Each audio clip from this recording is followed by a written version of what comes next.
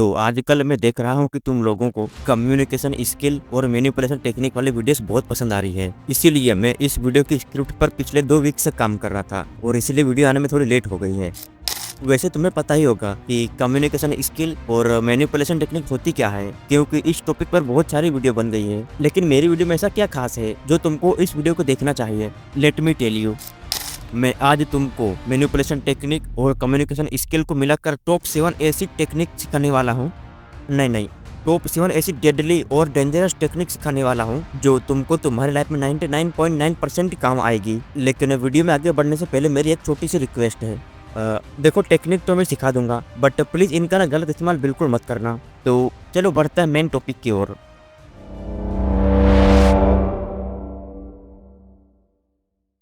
क्या आपको पता है, कई बार कुछ ना कहना सबसे ज्यादा ताकतवर चीज होती है।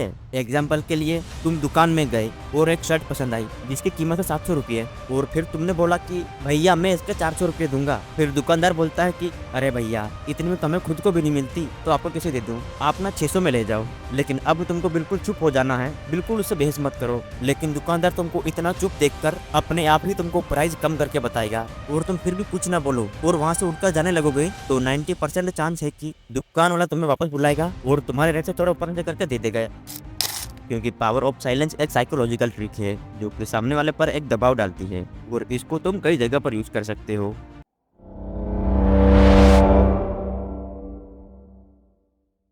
Mirroring effect. क्या तुमने कभी नोटिस किया कि जब कोई हमारे जैसा बोलता है या फिर हमारे जैसा बिहेव करता है तो हमें वो इंसान ज्यादा पसंद आने लगता है? इसका कारण है मिररिंग इफेक्ट। जब आप किसी के बॉडी लैंग्वेज, टोन और उसके वर्ड को कॉपी करते हो तो सामने वाला व्यक्ति आपको अपनी तरह समझने लगता है। इसको मैं तुमको एक एग्जांपल देकर समझाता हूँ। मान लो कि तुम मार्केट में सब्जी लेने गए और दुकानदार किसी से फोन पर गुजराती लैंग्वेज में बात कर रहा है, लेकिन जब तुम उनसे बात करने लगे तो वो भी हिंदी में बात करने लगा। अब अगर तुम यहाँ पर कहोगे कि भाई मुझे भी गुजराती आती है और उसी भाषा में बात करो, तो वो तुम्हें अपना मान लेगा और उसको लगेगा कि ये तो अपने ही वाला है, तो इससे क्या सब्जी में घोटाला करो। और वहाँ पर 99% चांस है कि सब्जी वाला मार्केट के रेट से कम रेट में तुमको बेहतर सब्जी देगा। तो ये है मिररिंग इफेक्ट। आई होप तुम लोग समझ पा रहे होगे।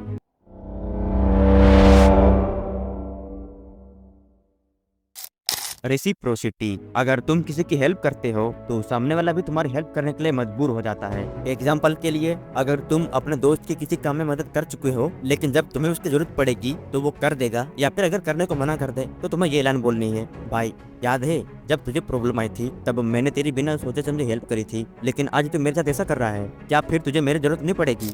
बस अपना काम हो गया यहाँ पर, क्योंकि अब वो इमोशनल प्रेशर में आकर मदद करने के लिए मजबूर हो जाएगा।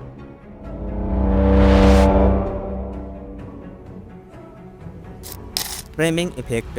वैसे ये टेक्निक मेरी पर्सनल फेवरेट है, क्योंकि इस टेक्निक का तुम इस्तेमाल करके तुम एक ही बात को अलग अलग तरीके से बोलकर लोगों की सोच बदल सकते हो। मतलब कि तुम एक तरीके से उनके माइंड को कंट्रोल कर सकते हो। चलो इसको भी मैं एग्जांपल देकर समझाता हूँ। अगर मैं 10 लोगों को वेट लॉस करने के लिए एक डाइट प्लान बताऊं और उनको मैं कहूं कि इस डाइट प्लान से 80% लोगों का वजन कम हो गया है, तो सुनने वाले लोगों को लगेगा कि ये डाइट प्लान तो बहुत अच्छी है, क्योंकि यहाँ पर इनको 80% एक बहुत बड़ा नंबर लगा और उन्होंने अपने आप को इस 80% में गिन लिया। लेकिन इसी बात को मैं अलग तरीके से कहूँ, तो जैसे कि मैं कहूँ कि इस डाइट प्लान से 20% लोगों का वजन कम नहीं हुआ है, तो ये सुनने के बाद वो 10 लोग इसको ट्राई करना तो छोड़ो बल्कि इस तरह अवॉइड करेंगे कि जैसे मेरे स्कूल में मेरी क्रश मारती थी अवॉइड, क्योंकि ये 20% का आंकड़ा वेट लॉस करने वाले लोगों के लिए 80% नंबर से भी ज्यादा बड़ा लगा और उन्होंने डर के मारे अपना इस 20% लोगों में गिन लिया। आई होप कि तुम लोग मेरी बात को समझ पाए होगे।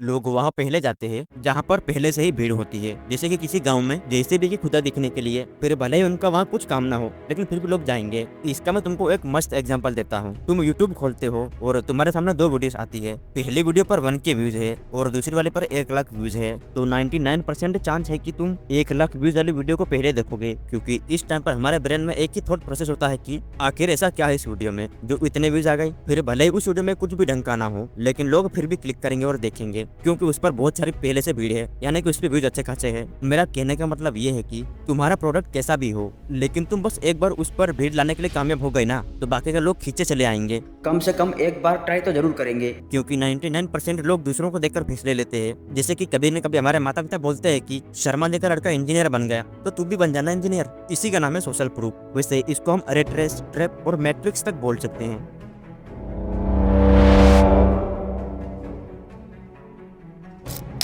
पॉजिटिव लैंग्वेज का मतलब है कि कुछ ऐसा बोलना कि सुनने वाले को मोटिवेट करे, अच्छा फील कराए, या फिर उसके माइंड में एक पॉजिटिव इम्पैक्ट क्रिएट करे। और तुम ऐसा करके अपना किसी से भी कोई भी काम निकलवा सकते हो, करवा सकते हो और उसको मैनिपुलेट तक कर सकते हो। मेरा कहने का मतलब ये है कि अगर तुम इस टेक्निक का उपयोग करोगे तो सामने वाला तुम्हें चाह कर भी मना नहीं कर पाएगा। एग्जाम्पल के लिए हम फिर से अपने दोस्त को घसीटेंगे।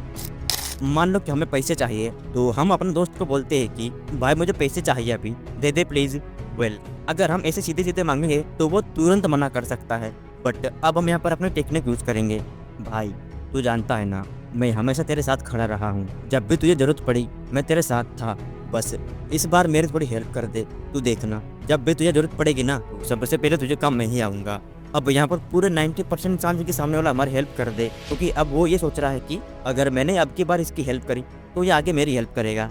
बट अगेन मैं डिस्क्लेमर देना चाहूँगा, इस टेक्निक का बार बार और गलत इस्तेमाल बिल्कुल मत करना।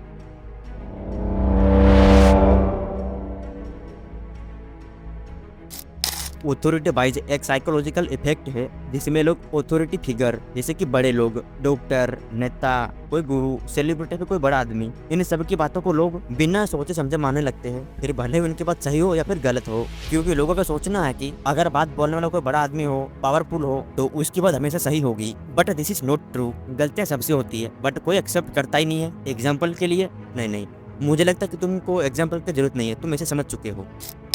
लेकिन अब सवाल ये उठता है कि हम तो कोई बड़े इंसान या फिर कोई बड़े नेता है ही नहीं, तो लोग हमारे बात क्यों मानेंगे। बट टेंशन नोट, मेरे पास इसका भी जुगाड़ है। तुम जब भी किसी से बात कर रहे हो या फिर समझा रहे हो, तो तुम्हें करना कुछ नहीं है, बस अपनी बातों के साथ में बीच बीच में बड़े बड़े लोगों के एग्जाम्पल देते जाओ कि उसने तो ये कर दिया, तुमसे क्यों नहीं होगा, उसने तो कर दिया, तुमसे भी हो जाएगा, एक्सेट्रा एक्सेट्रा।